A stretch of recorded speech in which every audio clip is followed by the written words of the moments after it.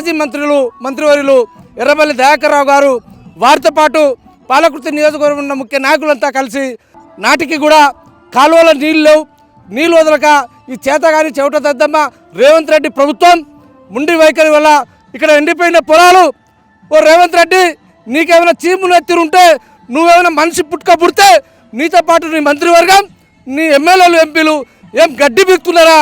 ఈ రైతుల పట్ల నీళ్ళ గురించి ఎందుకు ఇన్నాళ్ళు ఆలోచిస్తలేరు? ఎందుకంటే కెనాలలో నీళ్ళే ఉంటున్నావు. ఓ దుర్మార్గుడా 36 టీఎంసీల నీళ్ళున్నాయి. ఈ సమయంలో ఏదైతే రైతులకు నీళ్ళు వదిలితే వాళ్ళు వేసుకున్న పంటను నీకు నమ్మి నారబోస్తే పుచ్చి పుర్రలేనట్టు ఓ విధవ ప్రభుత్వం. ఇప్పటికైనా ఈ రైతులకు ఏదైతే నియోజకవర్గాల్లో కెనాల్ ద్వారా నీళ్లను వదిలితేనే మంచిది.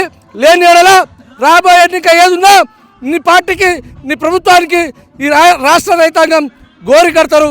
జననేత ఏదైతే దయాకర్ రావు గారు రైతుల పంట పొలాలు కాలువలను తిరిగి చూస్తుంటే ఈ చేతగాని చౌట దద్దమ్మ ఎమ్మెల్యే శ్రీమతి యశస్విని రెడ్డి గారు ఎందుకు అధికారులపైన ఒత్తిడి తీసుకొచ్చి నీళ్లను వదిలిస్తలేదు? ఇప్పటికైనా యశస్విని రెడ్డి గారు మీరైనా ప్రజాప్రతినిధి అయితే ప్రజలకు మేలు కోరేవారైతే ఇప్పటికైనా వెళ్ళి అక్కడ అధికారులు కాలు పట్టుకుంటారో ఏళ్ళు పట్టుకుంటారో మాకు తెలియదు. కానీ ఈ యొక్క కెనాలలో ఎందుకంటే ఎస్ఆర్ఎస్పి దేవాదుల కెనాల్లో నీళ్ళు వదిలిపి లేకపోతే నీకు ఏ గ్రామాలు ఆ గ్రామాలు రైతులు తరిమి కొట్టే రోజులు వస్తాయి. ఇప్పటికైనా ఈ రాష్ట్ర ప్రభుత్వం మేల్కొని రైతుల పట్ల వివక్ష చూపకుండా రైతులను కాపాడే విధంగా చేయాలి. మీరు ఢిల్లీకి మూటలే మోయడం కాకుండా మీ యొక్క సొంత స్వలాభం కొరకు మీరు ఏదైతే ఈ రాష్ట్రాన్ని దోచుకు తింటున్నారో ఓ దొంగ ప్రభుత్వం ఈ చేతగాని 420 రాష్ట్ర ముఖ్యమంత్రి ప్రజలను మరియు రైతులను పట్టించుకుంటున్నారు. నీ గోరి కట్టే రోజు వస్తుంది. ఖబర్దార్ రేవంత్ రెడ్డి, ఇప్పటికైనా రాష్ట్రంలో ఉన్న రైతాంగానికి కెనాళ్ళ ద్వారా నీళ్ళు అందిస్తే మంచిది. లేకపోతే నీ యొక్క ప్రభుత్వానికి నీకు చర్మగీతం పాడతారు ఈ రాష్ట్ర రైతాంగం మరియు రాష్ట్ర ప్రజలు. ఇప్పుడు రైతుల కోసం నీళ్ళు ఇవ్వట్లేదు. రైతుల ప్రభుత్వం అనడానికి ఎంతవరకు కరెక్ట్? ఇప్పుడు ఈ చేతగాని చౌట దద్దమ్మ ముఖ్యమంత్రి ప్రజాప్రభుత్వం అనుకుంటా ప్రజలు అంటే రైతులు కాదా? ఓ దుర్మార్గుడా, రైతులే ఇవాళ నీ రాష్ట్ర ప్రభుత్వానికి తేవడానికి కారణం. ఎందుకంటే గత ప్రభుత్వం కేసీఆర్ గారు ఒక సీజన్ వస్తుందంటే దానికి ముందు 3 నెలల ముందు అధికారులు సమీక్ష చేసి అక్కడ ఎంతవరకు వాటర్ ఉన్నాయో తెలుసుకొని రైతులకు ఎట్ ఏ టైం రైతు బంధుతో పాటు రైతులకు నీరు అందించిన గొప్ప ఘనుడు ఇలా స్వరాష్ట్ర సాధకుడు గౌరవ జాతిపిత తెలంగాణ జాతిపిత కేసీఆర్ గారు చేసిన విధంగా నువ్వు ఎందుకు చేస్తున్నావు 420 రేవంత్ రెడ్డి? ఏమైనా ఏ మీటింగ్ పెట్టినా కేసీఆర్ను బీఆర్ఎస్ పార్టీని విమర్శించడమే ధ్యేయంగా పెట్టుకున్నావు. ఇప్పటికైనా 2-3 రోజుల్లో నీళ్ళు వదలకపోతే ఎక్కడికక్కడ మీ యొక్క ఎమ్మెల్యేల ఇండ్లు, మీ ఎంపీల ఇండ్లు, మీ మంత్రుల ఇండ్లు నీళ్లను కూడా ముట్టడించి రైతులు నీ గోరి కడతారు. ఎద్దేడ్చిన వ్యవసాయం రైతు ఏడ్చిన రాజ్యం నిలవలేదు. ఇలా నువ్వు రైతులను నేర్పిస్తావు, మళ్ళీ ఎద్దులను నేర్పిస్తావు. కనుక ఖబర్దార్ ఓ రేవంత్ రెడ్డి, యశస్విని రెడ్డి గారు, మీరు ఎక్కడ ఉన్నారు?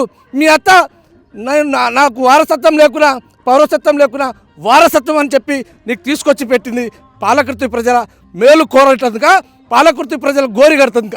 ఇప్పటికైనా ఓ యశస్విని రెడ్డి గారు బయటికి వెళ్ళండి. మీ అత్త మాటలను పట్టుకొని ఈ నియోజకవర్గ ప్రజల మీద కక్ష కట్టుకొని మీరు ఉండకండి. రైతులు ఏడుస్తున్నారు, రైతు చాలా గోసలో ఉన్నారు.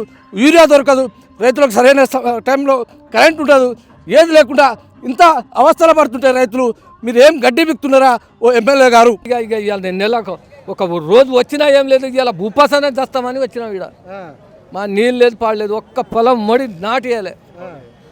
మంచి పనులు చేస్తాడు బో. దానంతా దేవుడు ఎక్కడ లేడు, ఆ దేవుడే వచ్చిండు, దేవుడు అన్ని పలికించిండు. మా నీళ్ళే నీళ్ళు. పుట్టాడు కేసీఆర్, పుట్టాడు దయాన, పుట్టాడు రేవంత్ రెడ్డి. ఏమంటాడు? పోయినసారి ఓడిపించిండు కదా, ఇంకోసారి హామీలు ఇచ్చిండు, ఒక హామీ ఇవ్వలే. రుణమాఫీ చేస్తున్నారు, కళ్యాణ ఇస్తున్నాడు, ఇది ఇస్తున్నాడు, ఒక్కడు కూడా లేదు. రైతు బంధు ఇస్తున్నాడు, నెలకు ఎకరానికి 14,000 ఇస్తున్నాడు, 14 లేదు, ₹1 లేదు. ఒక కారు డుమ్మ కొట్టిండు, ఒక కారు మొత్తం డుమ్మ కొట్టిండు. నీళ్ళు లేదు, ఏం లేదు, అంతా ఎండిపోతుంది. వరంగల్ పోతున్నాం కూలీకి, హన్మకొండ పోతున్నాం, అదే హైదరాబాద్ ఉప్పలకి పోతున్నాం, ఏం లేవు. దండం పెడతా మళ్ళీ ఒక్కసారి రాడు, వాడి చేయడు, అయిపోయా పని కుల్లా. కూలిపోయిందని చెప్తాను. అది మన ఇల్లు కుడితేనే ఇంత లీక్ అయితే కావా, దానికి రిపేర్ ఇంత కావా?